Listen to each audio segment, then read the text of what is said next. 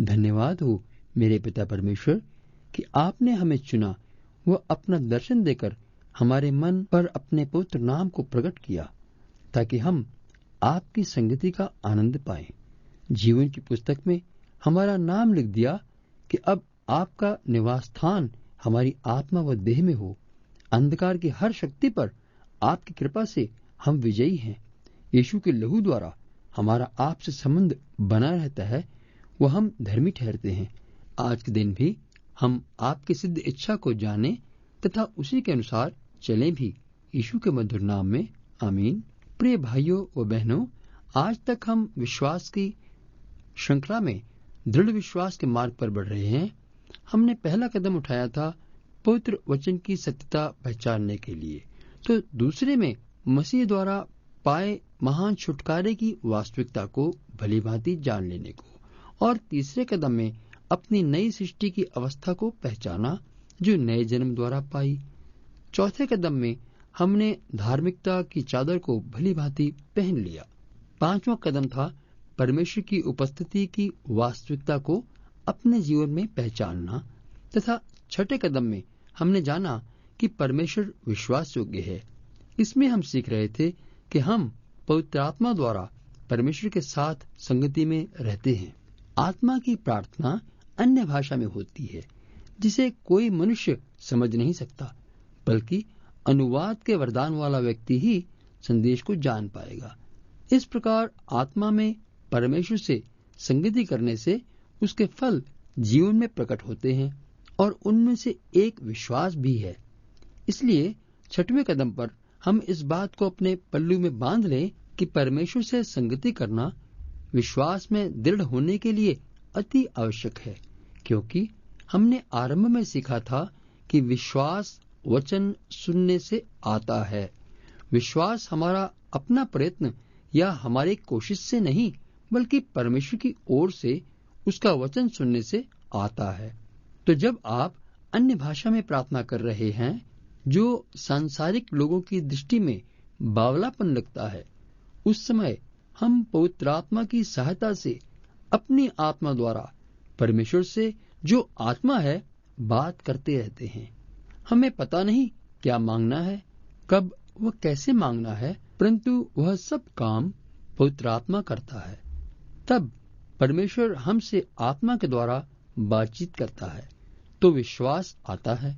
इसलिए जितनी अधिक हम संगति करेंगे, जी हाँ, पर यहीं पर एक बहुत बड़ी गलतफहमी भी दूर करना चाहता हूँ कि लोग संगति का गलत अर्थ लगाते हैं। कुछ लोग कहते हैं संगति करनी है तो जो भी मिल जाए, चाहे नाम का ईसाई धर्म का ही व्यक्ति हो। जी नहीं, आप ये भी जानते हैं कि ज्योति का अंधकार से क्या संबंध।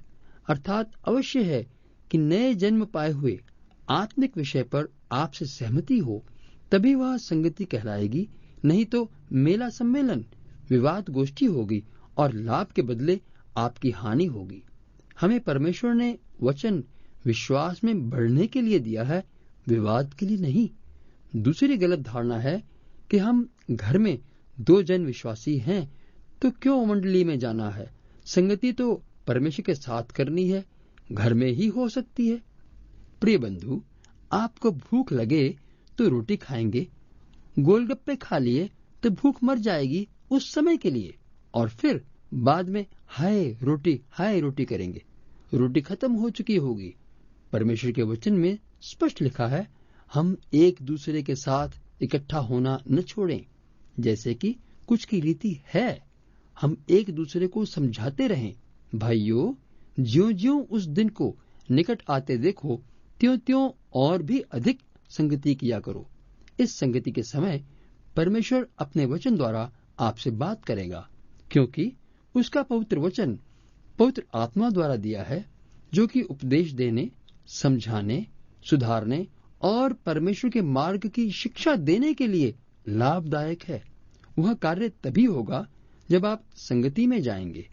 इसी कार्य को पूरा करने के लिए परमेश्वर ने 5 प्रकार के सेवकों को मुकर्रर किया है, जो हैं प्रेरित, नबी अर्थात भविष्यवक्ता, सुसमाचार सुनाने वाला, मंडली का चरवाहा या पास्टर, तथा 5वां उपदेशक या शिक्षा देने वाला शिक्षक।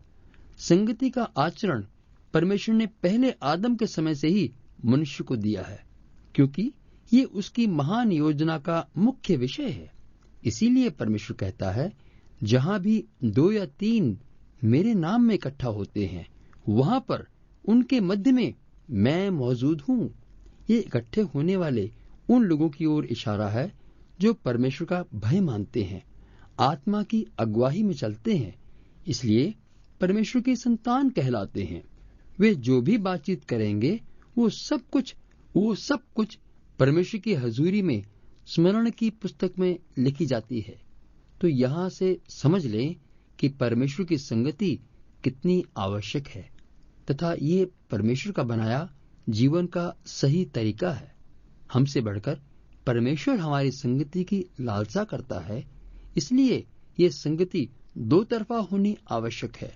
हमारी व्यक्तिगत रूप में परमेश्वर के साथ आत्मा में तथा प्रत्यक्ष में भाइयों के साथ। अब यदि आप भाइयों के साथ संगति करना पसंद नहीं करते, ये लालसा है ही नहीं, तो आपका परमेश्वर के साथ संगति करना मात्र अपने को झूठी तसल्ली में रखना है।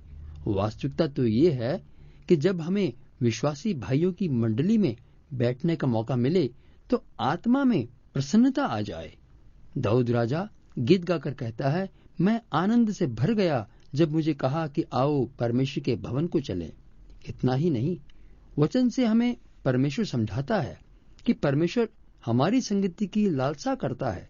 वह हर पल हमारे विषय में ध्यान रखता है।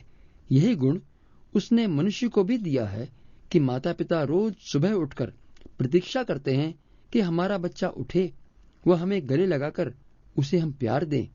तभी वह हमसे प्यार करना तथा अपने भाइयों से प्यार करना सीखता है। हम परमेश्वर का प्यार जीवन में पाते रहते हैं, तभी हमारे जीवन से भी वह प्यार दूसरों पर प्रकट होता रहेगा। और विश्वास व प्रेम का भी अटूट संबंध इसीलिए है कि दोनों का स्रोत परमेश्वर है। वचन कहता है, मसीह यीशु में न खतना और न खतना रहित कुछ काम का है, परंतु केवल विश्वास जो प्रेम के द्वारा प्रभाव उत्पन्न करता है। एक अन्य अनुवाद में यूं पढ़ते हैं, परंतु विश्वास प्रेम द्वारा ही हरकत में आता है, सामर्थ पाता है तथा प्रकट होता है। तो कुल मिलाकर बात यह बनी कि विश्वास में बढ़ने के लिए, कारगर होने के लिए परमेश्वर की संगति की वास्तविकता, उसका महत्व ध्यान में रखना आवश्यक है। आज भी मेरी प्रार्थना आपके लिए है कि इस छठे कदम को पूरी तरह आपके जीवन में लाने के लिए आप परमेश्वर की सहायता स्वीकार कर पूरा लाभ उठाएं। परमेश्वर का महान प्रेम आप पर प्रकट होता रहे। आमीन।